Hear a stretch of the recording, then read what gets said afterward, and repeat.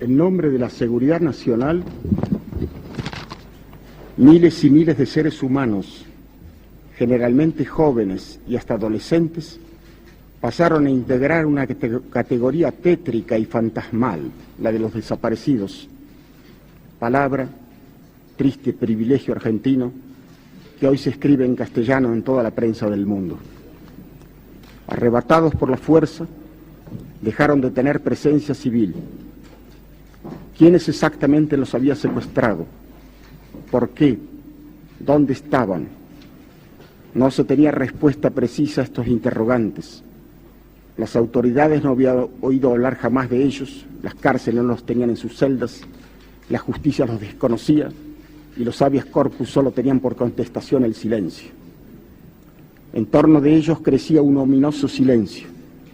Nunca un secuestrador arrestado, jamás un lugar de detención clandestino individualizado, nunca la noticia de una sanción a los culpables de los delitos.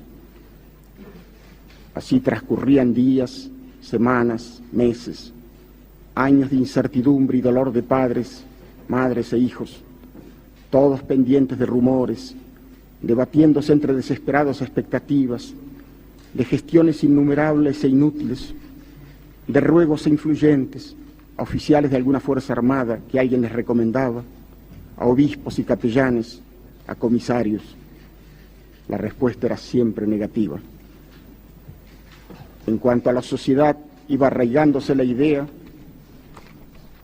de la desprotección, el oscuro temor de que cualquiera, por inocente que fuese, podía caer en aquella infinita casa de brujas, apoderándose de unos el miedo sobrecogedor y de otros una tendencia consciente e inconsciente a justificar el horror. Por algo será, se murmuraba en voz baja, como queriendo así propiciar a los terribles e inescrutables dioses, mirando como apestados a los hijos o padres del desaparecido. Sentimientos, sin embargo, vacilantes, porque se sabía de tantos que habían sido tragados por aquel abismo sin fondo, sin ser culpable de nada, porque la lucha contra los subversivos, con la tendencia que tiene toda clase de brujas o de endemoniados, se había convertido en una represión demencialmente generalizada, porque el epíteto de subversivo tenía un alcance tan vasto como imprevisible. En el delirio semántico todo era posible, desde gente que propiciaba una revolución social hasta adolescentes sensibles que iban a villas miserias para ayudar a sus moradores. Todos caían en la redada. Dirigentes sindicales que luchaban por una simple mejora de salarios, muchachos que habían sido miembros de un centro estudiantil, periodistas que no eran adictos a la dictadura, psicólogos y sociólogos, jóvenes pacifistas, monjas y sacerdotes que habían llevado las enseñanzas de Cristo a barriadas miserables, y amigos de cualquiera de ellos, y amigos de esos amigos, gente que había sido denunciada por venganza personal o por secuestrados bajo tortura, en su mayoría inocentes de terrorismo, y ni siquiera de pertenecer a los cuadros combatientes de la guerrilla, porque estos presentaban batalla y morían en el enfrentamiento o se suicidaban antes de entregarse, y pocos llegaban vivos a manos de los represores. Desde el momento del secuestro, la víctima perdía todos los derechos, privada de toda comunicación con el mundo exterior, confinada en lugares desconocidos, sometido a suplicios infernales, ignorante de su destino mediato e inmediato, susceptible de ser arrojado al río o al mar, o reducido a cenizas. Seres que sin embargo no eran cosas, sino que conservaban atributos de la criatura humana, la sensibilidad para el tormento, la memoria de su madre o de su hijo o de su mujer, la infinita vergüenza por la violación en público. Seres no solo poseídos por esa infinita angustia y ese supremo pavor, sino, y quizá por eso mismo, guardando en algún rincón de su alma alguna descabellada esperanza. Con tristeza, con dolor, hemos cumplido la misión que nos encomendó en su momento el presidente constitucional de la República.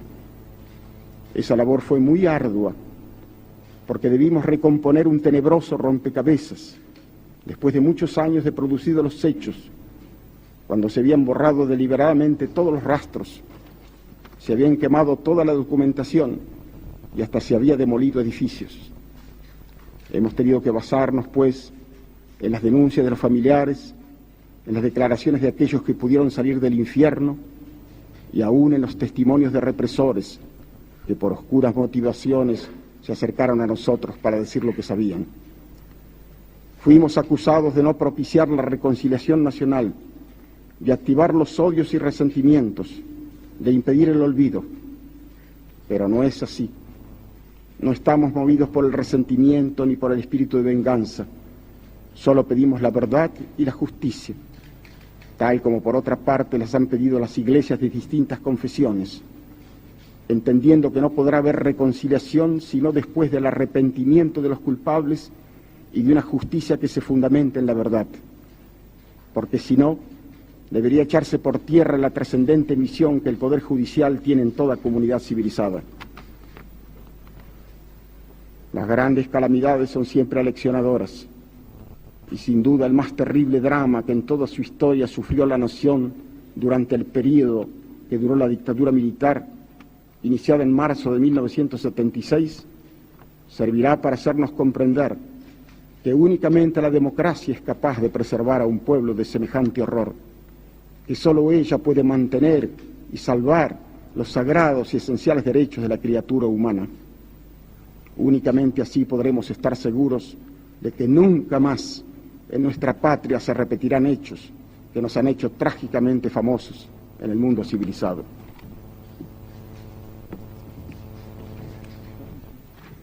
Vamos a entregar el informe.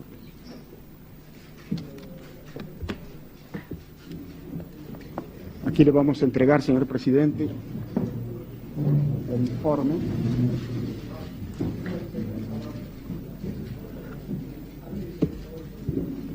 y las carpetas anexas.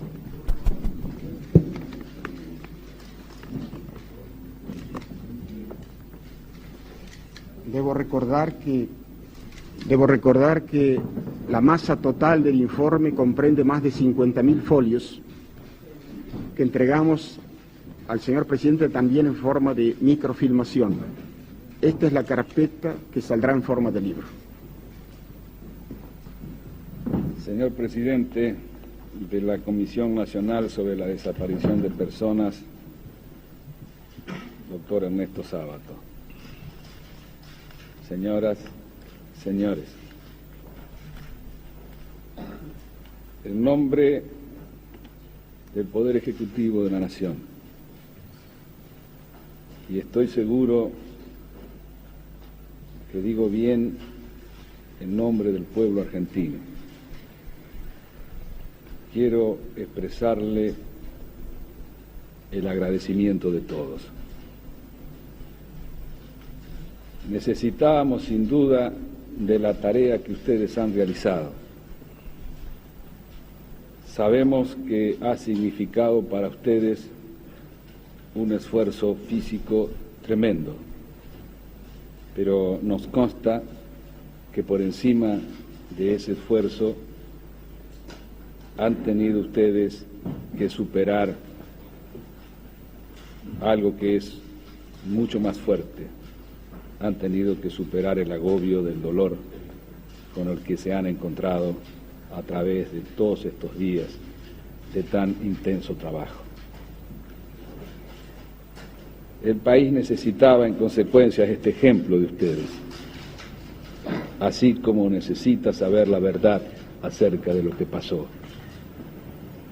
Porque sobre la base de la mentira o de la oscuridad no podemos construir la unión nacional. Y solamente sobre la base de la verdad y de la justicia es que podemos encontrarnos en la reconciliación, tomados, ¿por qué no?, de la mano de la bondad. Yo creo que lo que ustedes han hecho ya ha entrado en la historia de nuestro país.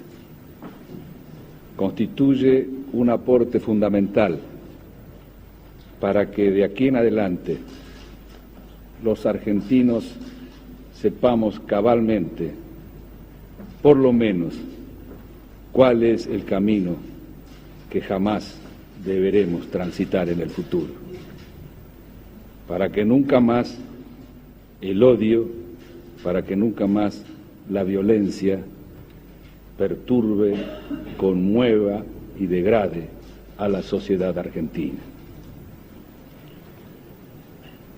Yo sé muy bien que no todos van a estar conformes. Sé muy bien que es algo que sucede permanentemente a quienes actúan y pretenden actuar en el marco de la ley, en el marco del Estado de Derecho, con un sentido de justicia y no como una forma de venganza. Seguramente haya quienes de una parte y de otra parte levanten sus voces reclamando otro tipo de acción, pero tengo la más absoluta convicción de que la enorme mayoría de los argentinos está en estos momentos agradeciéndoles el esfuerzo, y tengo también la seguridad que en el futuro nuestros hijos recordarán los nombres de cada uno de ustedes, porque a través de este esfuerzo y con el ejemplo han señalado, al mismo tiempo que el camino que no debía tomarse, también un ejemplo para cada uno en cuanto a la necesidad de asumir responsabilidades, que es la forma de participación que reclama la democracia. Ustedes han aceptado esa participación y la han aceptado en una situación límite.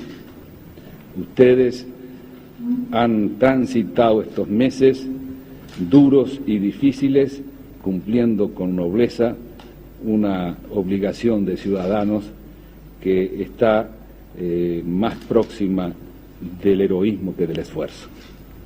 De modo que reitero en este sentido el agradecimiento del Poder Ejecutivo y el reconocimiento que estoy convencido el pueblo argentino les está brindando en estos momentos. Vamos a tomar debida nota de todo lo que nos han traído.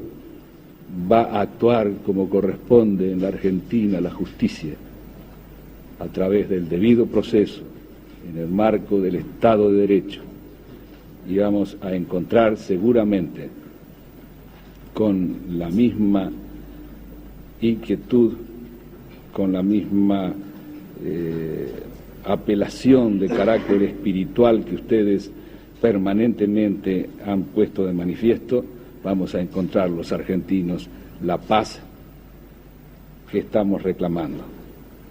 Yo no sé si habrá habido otro presidente en nuestra historia que se haya encontrado frente a dramas de esta naturaleza tan penosos, inmersos además en circunstancias difíciles desde todo punto de vista. Pero al presidente de los argentinos se le hace mucho más fácil su acción cuando cuenta con ejemplos de ciudadanos como ustedes que enaltecen a la sociedad argentina. De nuevo, señores, muchísimas gracias por lo que han hecho.